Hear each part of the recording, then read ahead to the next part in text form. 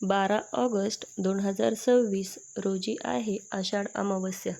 याच अमावस्येला आपण दीप अमावस्या किंवा दिव्यांची अवस असंही म्हणतो.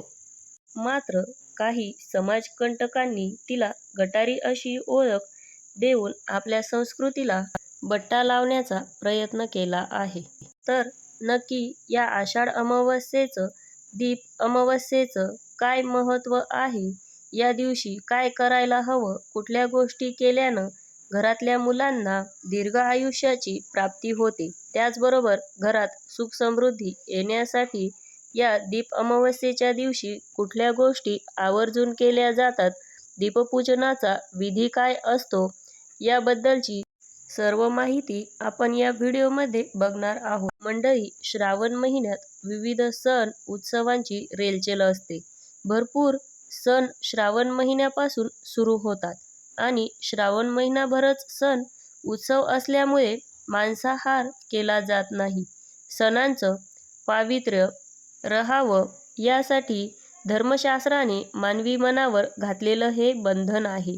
परंतु याचा अर्थ असा नाही की जे महिनाभर खायचं नाही, प्यायचं नाही, ते महिना सुरू व्हायच्या आदल्या दिवशीच खाऊन घ्यायचं. डॉक्टर जेव्हा पथ्य म्हणून दिवसातून 1-2 वेळा जेवा असं सांगतात, याचा अर्थ असा असतो की आहारावर नियंत्रण आणा.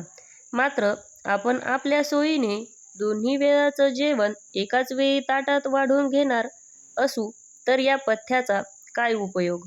हाच नियम धर्मसंस्कृतीने मानवी मनावर घालण्यासाठी निदान महिन्याभरासाठी तरी मांस आणि मदिरा यांचा त्याग करा असं सांगितलेलं आहे. घरातल्या गृहिणींमुळे तरी शाकाहाराचं व्रत पाहिलं जातं.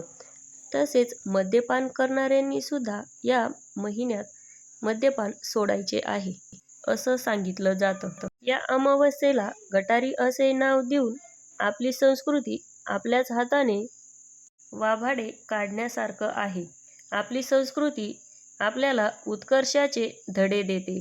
आषाढ अमावस्येच्या दिवशी खरं तर घरातले सगळे दिवे, अगदी छोट्या पंतीपासून मोठ्या समईपर्यंत सगळे दिवे काढून, घासून पुसून स्वच्छ करायचे असतात.